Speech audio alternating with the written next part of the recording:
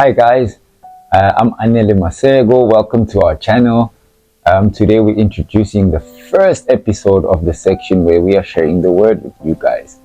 Hope you enjoy this session, but before we begin, please don't forget to like, subscribe, comment below if you have some few things you'd also like to share, and also share this video with other people. Alright, so I decided that we're going to read the book of Job chapter 1 verse 20. Let me grab my Bible here and hurry to the book of Job chapter 1 verse 20. So it reads as follows. Then Job got up, tore his robe, and shaved his head as a sign of mourning for his children, and he fell to the ground and worshipped God. So just to give you a quick background of this story, it's about a guy named Job who has a very, very difficult period, whereas he's introduced as a man who's very successful with 10 children, and then very, very quickly he loses all of that. And the thing is, he is not privy to the conversation that occurs between God and Satan, whereby Satan accuses God, basically saying that the reason why Job is so successful and still loves God so much is because God has put a hedge around his household and everything he has, so God has protected him. So God says to him, all right then, you go do whatever you want to do, let's see if you can get him to curse me. And so Satan went about to try get Job to turn against God. But yeah, if you read it from the book of Job chapter 1, you'll see that he loses a whole lot of things, including all 10 of his children. And he loses a lot of money, which is counted in cattle and all other possessions that he has. But the verse that I read to you, tells us that Job, after going through all of this, what he did was he shaved his head, he rose up, he tore his clothes. This is to show that how he's feeling, to represent his feelings at the time.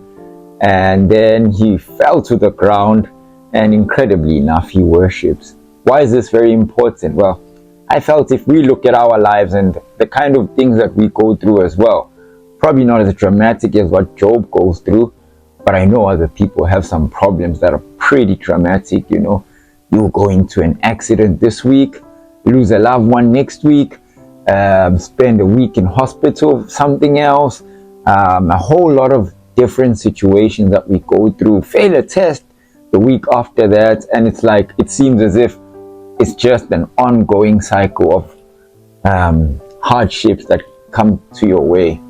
But here today I wish to remind you that it is only common for us to go through problems.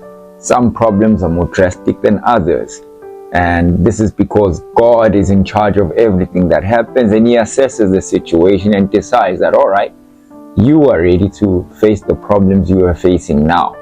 If your problems came to me, I probably would be crushed by them. But because they come to you and God has assessed and decided that you are ready to go through them, you are going through them. And like Job, we have a great example that even though we are heartbroken, we are torn apart, we are broken, and we are beaten by the situations we're facing, it is very important for us to remember that God is still present and is still by our side. And the remarkable thing that Job did was to worship God during that period. So I just wish to strengthen you again. If there's anything you're facing, just even if it doesn't make sense, because like Job, he didn't know what was going on. If you read the rest of the chapters, he's basically trying to make sense of it, and his friends are also convincing him that you must have done something wrong, you know. And Job keeps defending himself until God eventually stands up and tells him that, hey, listen, I've got your back. You need to trust me on this. And God restores everything that he lost. Very nice story if you can read long chapters as well. But hey, I just wanted to share that little bit with you guys. Remember, we all are guaranteed to have problems, but our reaction to the problems we have is the most important thing in that situation. I'm encouraging you guys today, remember to worship God even in the tough times. Cheers guys, have a lovely day, and I'll see you next week. Bye.